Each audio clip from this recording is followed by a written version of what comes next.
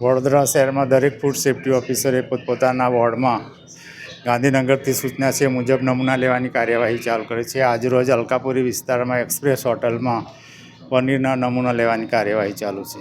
શું લાગ્યું સબસ્ટાન્ડર્ડ છે? પ્રથમ દ્રષ્ટિએ એ તો રિપોર્ટ આવ્યા પછી ખ્યાલ આવે, જોયા પછી સબસ્ટાન્ડર્ડ છે એવું ના કહી શકાય. રિપોર્ટ સામાન્ય રીતે રિપોર્ટ આવી જાય, રિપોર્ટ આવવાને વાર લાગતી હોય ત્યાર પહેલાં લોકો આરોપી જાય છે, તો પછી એ કયું સ્ટાન્ડર્ડ તમે માનો છો? રિપોર્ટ કાયદા મુજબ આવતો હોય છે, પછી આગળની કાર્યવાહી થતી હોય છે કાયદા પણ ત્યાં મુજબ. સુધી આ પનીર વેચાઈ ગયું કે ખવાઈ ગયું તો કાયદા મુજબ તો એનું પ્રોસિજર હોય છે.